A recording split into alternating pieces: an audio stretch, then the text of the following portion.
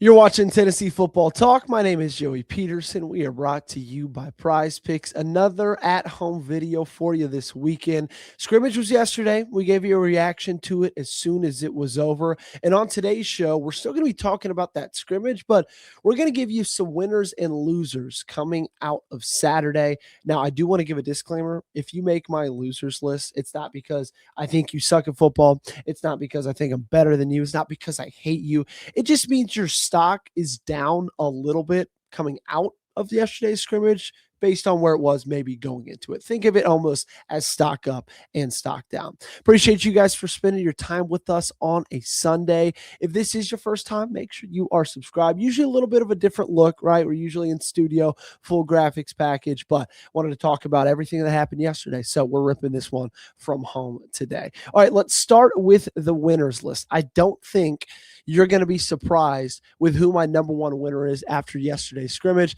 and that is the quarterback Faizon Brandon. Look, we knew that the quarterback was not going to be decided yesterday, but we also knew that somebody was most likely going to come out of it with a little bit of an edge, and that was Faizon Brandon. We knew somebody was going to start separating themselves, and that was the five-star freshman.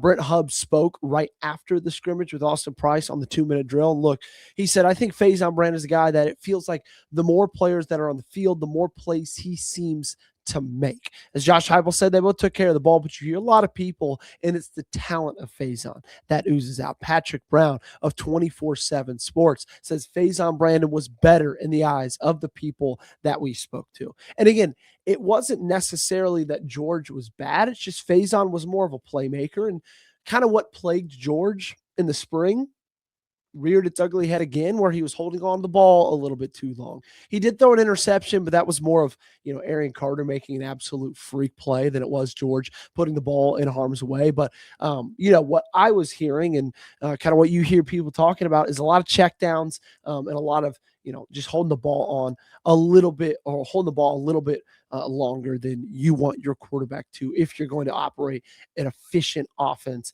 that is based on timing, that's based on, wide receiver choice routes and things of that nature. So Faizon Brandon, definitely the winner of the day.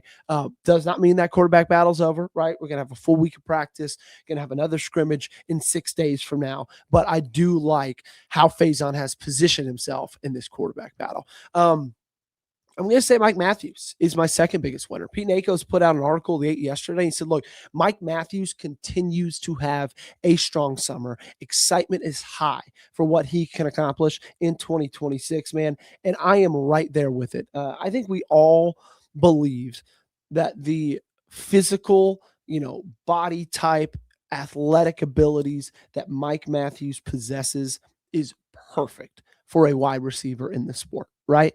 We think, you look at the dude and you see the speed, you see the talent with the ball in his hands after the catch, and you're like, man, that guy could be special.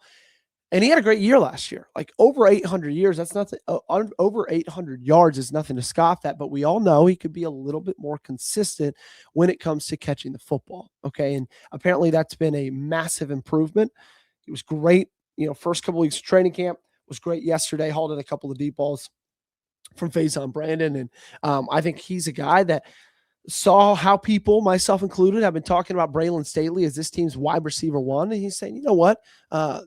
That can be my job too. I'm competing for that. Interior defensive line. Let's talk defense for a second. Nakos also put out in his article, sources spoke highly about the interior defensive line duo of Daevin Hobbs and Xavier Gilliam. While buzz around Gilliam's arrival this offseason from Penn State has been high, sources have said that Hobbs is healthy and put together a strong summer. And man, that's exactly what you want to hear, especially when your edge rusher room is not incredibly deep, right? That your edge rusher room might have some talent at the top end, but like when you get deep in that rotation, what does it look like, man?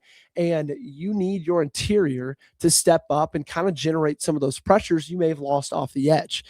We need them to stay healthy, especially Daevin Hobbs. We know that has been a struggle of his in his career, but love that it's not just Gilliam who's flashed since the spring, but people are feeling really good about Hobbs after, he went ahead and missed the spring because of injury. Real quick, got to tell you about Prize Picks, the sponsor of today's show. My favorite thing about the Prize Picks app, other than the fact that you can get $150 in bonus lineups, all you got to do is play and win a $5 lineup, is that the app is so easy to use. You just got to pick more or less on a few player stats and then lock in your lineup. The social feeds feature makes it even easier than that, where you could share Prize Picks with your friends and copy lineups with a single click. That includes me and producer Gage. This was a lineup I had going yesterday in the preseason, Cleveland, Chicago, just kind of giving you a picture of what it usually looks like, how simple it really is. I picked the more on Isaiah Bond, 18.5 receiving yards, took the more on Shadur Sanders for 4.5 rushing yards, and then also took the more on a passing touchdown for Tyson Bagent. It's as simple as that. 3 picks hit, you win money. New user offer is a new offer. So play your first $5 to get $150 in lineups. If you win, just use code HMA when you sign up. That's right. Prize Picks just switched up their offer, so there's no better time to join. Lock in and win that first lineup. That's code HMA at sign up to get $150 in bonus lineups if you win your first $5 lineup. All right, let's get back real quick to the winners of today's show. Arion Carter is also on there. I put out the tweet on my Twitter of his catch yesterday, and it was unbelievable. So if you don't follow me, my link, to my Twitter is down below. It's like my second or third most recent tweet. Go ahead and find it. It's unbelievable. Like, he's moving to his right, and then he dives to his left, one hand, like the dude's an absolute freak. It's definitely going to be it's going to hurt not having him against Georgia Tech. Let's just call a spade a spade. But, you got a really deep linebacker room, so hopefully you're going to be able to be just fine. But that is definitely some guy you want to play against Georgia Tech. Duane Morris also up there on this list. I think both of the running backs behind DaShawn Bishop, Duane Morris and Javen Gordon, had great days.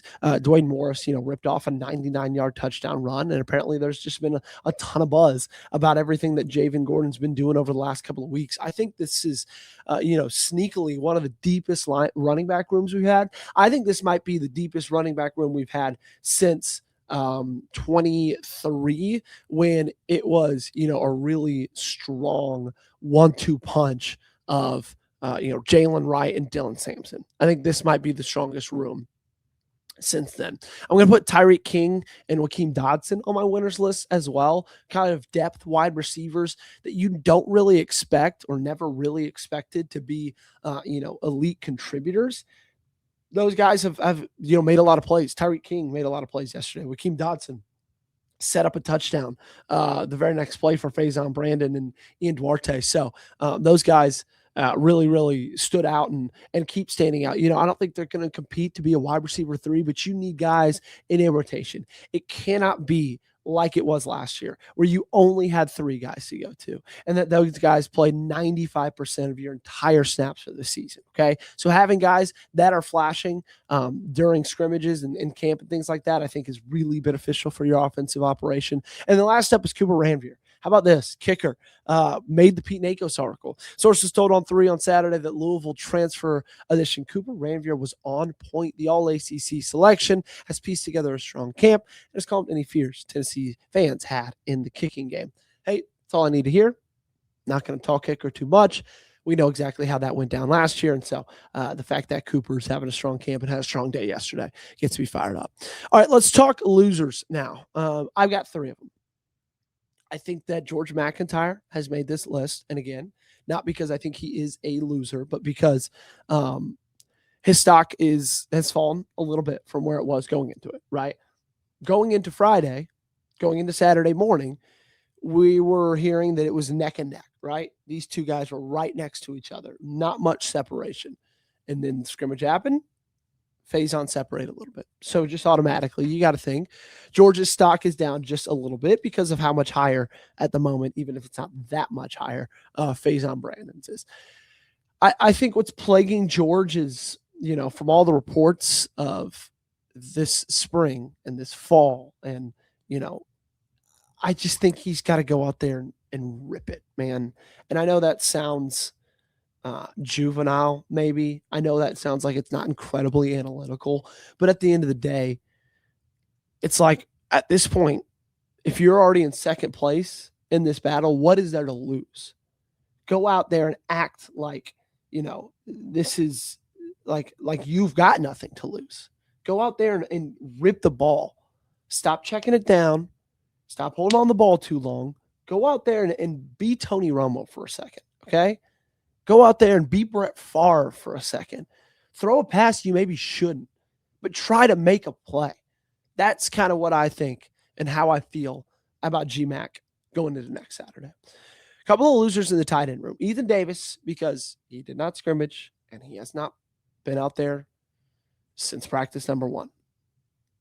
Absolutely hate it. Not his fault.